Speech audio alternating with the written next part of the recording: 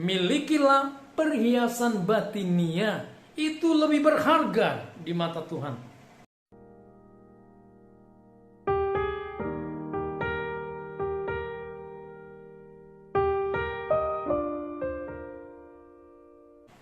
Perhiasan. Saya akan berbicara tentang perhiasan dalam perspektif Alkitab. Apa yang dikatakan Allah tentang perhiasan?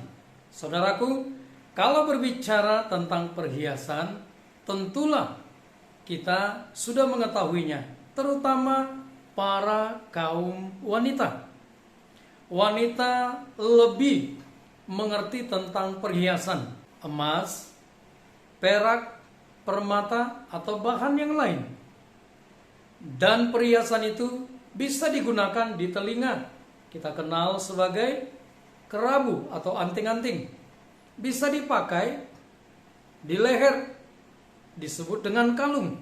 Bisa dipakai di pergelangan tangan, disebut dengan gelang. Dan ada juga yang dipakai di jari, yang disebut dengan cincin. Ada juga suku-suku bangsa tertentu memakai perhiasan itu di hidung mereka, seperti orang India. Nah, saudaraku, ini adalah perhiasan yang dikenakan manusia pada bagian tubuhnya. Nah, sekarang kita berbicara tentang bagaimana wanita Kristiani dan juga termasuk di dalamnya para pria mengenakan perhiasan. Apakah diperbolehkan? Dan kalau diperbolehkan, bagaimana aturan yang mengaturnya? Bagaimana kita menyikapi perhiasan ini atau memaknainya di dalam kehidupan kita? Saudaraku, mari kita melihat apa yang dikatakan Alkitab, apa yang dikatakan oleh Allah tentang perhiasan. Sebelumnya kita berdoa. Ya Allah Bapa, berkatilah pemberitaan firman ini supaya membawa pengertian pemahaman yang benar, sehingga kami boleh hidup benar, menyukakan hati-Mu. Berkati hamba, jadikan sebagai saluran berkat bagi setiap kami. Dalam nama Tuhan Yesus, haleluya, amin. Saudaraku, kita buka Alkitab kita dari kitab 1 Petrus pasal yang ketiga ayat 3 dan 4. Perhiasanmu janganlah secara lahiriah, yaitu dengan mengepang-ngepang rambut, memakai perhiasan emas, atau dengan mengenakan pakaian yang indah-indah. Tetapi perhiasanmu ialah manusia batinia yang tersembunyi dengan perhiasan yang tidak binasa, yang berasal dari roh yang lemah lembut dan tentram, yang sangat berharga di mata Allah. Nah, ini adalah hal yang perlu kita renungkan dengan baik. Saudaraku, firman Tuhan di ayat 3 ini bukanlah sebuah larangan tidak boleh memakai perhiasan, tidak boleh berdandan. Tidak, saudaraku. Setiap kita, baik itu wanita maupun pria, sebagai orang percaya diperbolehkan memakai, karena itu bukan dosa. Kalau kita perhatikan di perjanjian lama itu juga digunakan mereka. Raja juga memakai baju, ya, perhiasan yang dikenakan sebagai wujud atau menandakan keagungannya.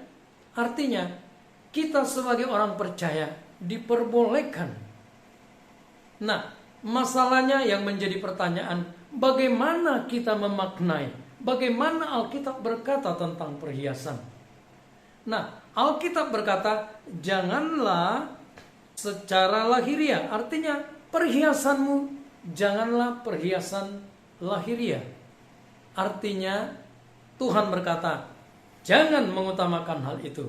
Itu bukan prioritas utama dalam kehidupan kita sebagai orang percaya. Kita boleh, kalau kita punya berkat, duit, kita boleh memakai itu. Saudaraku, perhiasan sebenarnya membuat kita menjadi lebih menarik, membuat kita lebih percaya diri. Dan ada juga yang berkata, Kalau dikenakan perhiasan, selain pede, percaya diri, kita kelihatan lebih awet muda. Nah, ini adalah hal-hal yang berkenaan dengan fungsi daripada perhiasan. Jadi perhiasan itu memang ketika digunakan itu menjadi tambahan yang membuat semarak, yang membuat kelihatan menarik, enak dipandang. Jadi saudaraku, tidak keliru. Yang menjadi keliru, yang dilarang Tuhan, jangan fokus kepada perhiasan lahiriah. Hal-hal yang dikenakan pada tubuh kita termasuk yaitu pakaian yang mahal-mahal. Jangan saudaraku. Jangan habiskan waktu, jangan habiskan uang untuk mencari dan membeli barang-barang yang mahal, yang branded, barang-barang yang sederhana, yang bisa membuat kita menarik. Silakan. Cincin, kalung, silakan pakai. Itu sebagai tambahan untuk membuat kita merasakan akan keberadaan kita di dalam berkat Allah. Kita bisa mengenakan itu. Dan itu biasanya membuat kita ketika tampil, pergi ke pesta, kita tidak perlu menjadi apa saudaraku? Menjadi khawatir, menjadi minder. Karena apa? Kita bisa berpakaian dengan baik, dengan sewajarnya, ya, tidak buruk. Itu juga bisa diterima orang lain, dan orang pun melihatnya bagus. Nah, ini yang dikatakan Tuhan. Jadi Tuhan berkata, tidak salah, diperbolehkan untuk memiliki perhiasan lahiriah. Perhiasan lahiriah itu juga perlu. Tetapi saudaraku, Tuhan menyatakan sesuatu yang lebih lagi. Milikilah perhiasan batinia, itu lebih berharga di mata Tuhan. Perhiasan lahiriah mungkin orang lain akan kagum dan memuji kita, ya, dengan apa yang kita miliki. Tetapi itu sifatnya memudar, saudaraku. Tetapi perhiasan batinia, firman Tuhan berkata, tidak binasa. Dan ini berarti sifatnya kekal.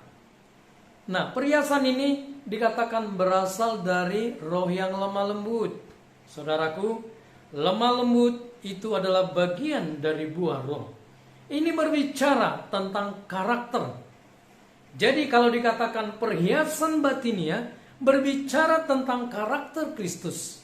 Ini yang harus kita miliki. Ada kasih, sukacita, kesabaran, kemurahan, dan seterusnya. Roh yang lemah lembut, ini harus ada dan kita miliki.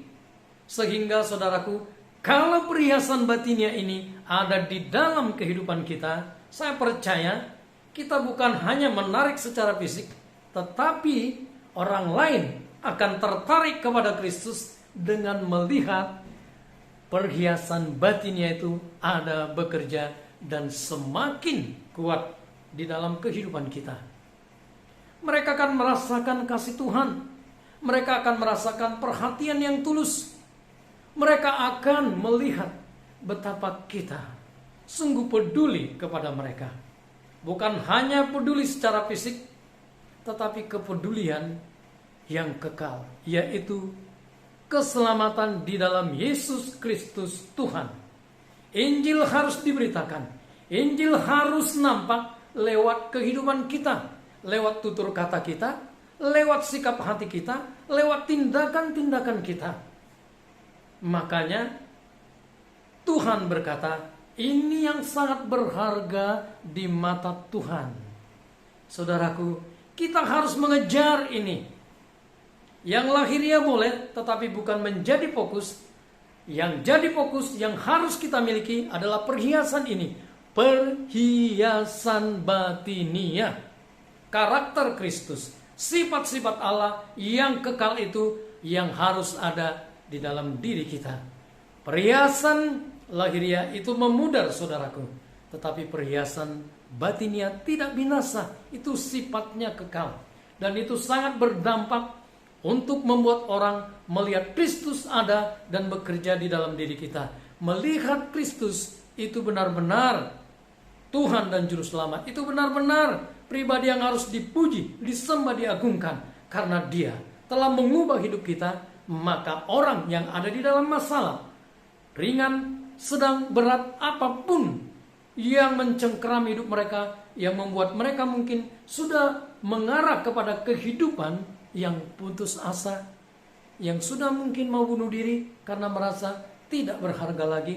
Nah, ketika kita sebagai wanita dan pria Kristus, orang percaya, ada di antara mereka, maka kita menjadi solusi yang dipakai Tuhan, menjadi jalan yang dipakai Tuhan untuk memberkati mereka, untuk membuat mereka lepas, merdeka dari ikatan-ikatan masalah, ikatan-ikatan pikiran yang mencengkeram, dan mereka beroleh hidup yang kekal ketika mereka mendengarkan Injil lewat mulut bibir kita, lewat sikap hati kita, dan mereka dijamah oleh Roh Kudus, sehingga hidup mereka juga berubah karena ada jaminan kekal, jaminan yang pasti di dalam kehidupan mereka.